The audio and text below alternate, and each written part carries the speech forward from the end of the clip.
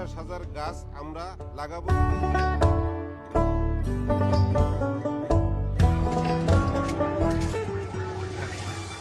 মাননীয় প্রধানমন্ত্রী জনাব তারেক রহমানের ঘোষিত 5 বছরে 25 কোটি বৃক্ষরোপণ কর্মসূচি বাস্তবায়নের অংশ হিসেবে গাজীপুর মহানগরে বৃক্ষরোপণ কার্যক্রমের শুভ উদ্বোধন করেন গাজীপুর সিটি কর্পোরেশনের প্রশাসক শওকত হোসেন সরকার। ঢাকা টাঙ্গাইল মহাসড়কের মাস্টারবাড়ি থেকে রাজেন্দ্রপুর সড়কের পাশে আয়োজিত এই কর্মসূচিতে উপস্থিত ছিলেন গাজীপুর সিটি কর্পোরেশনের প্রধান নির্বাহী কর্মকর্তা, আঞ্চলিক নির্বাহী কর্মকর্তা, অতিরিক্ত প্রধান প্রকৌশলী, তত্ত্বাবধায়ক প্রকৌশলী, নির্বাহী প্রকৌশলী সহ অন্যান্য কর্মকর্তা ও স্থানীয় নেতৃবৃন্দ।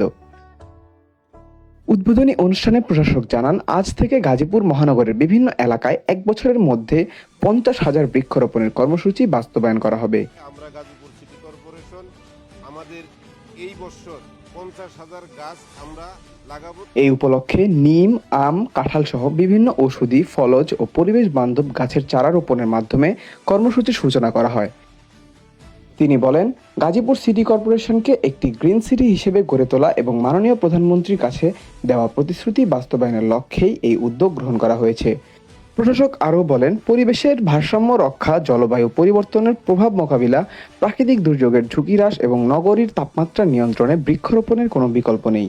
আমরা যে বিভিন্ন ফলজ এবং বনজ গাছ আমরা আজকে থেকে শুরু করতেছি, এটাকে আমরা যদি ঠিকমতো আপনার পরিচর্যা করে উঠিয়ে দিতে পারি, তাহলে সারা পৃথিবীতে যে জলবায়ুর যে পরিবর্তনের যে আমরা গাজীপুর থেকে বলতে পারবো যে সেই জলবায়ুকে ধরে রাখার জন্য এবং এই পরিবর্তন যেটা হয়েছে সেটাকে আপনার রোধ করার জন্য আমরা এই গাজীপুর সিটি কর্পোরেশন সেখানে একটা মুখ্য ভূমিকা পালন করবো ইনশাল্লাহ।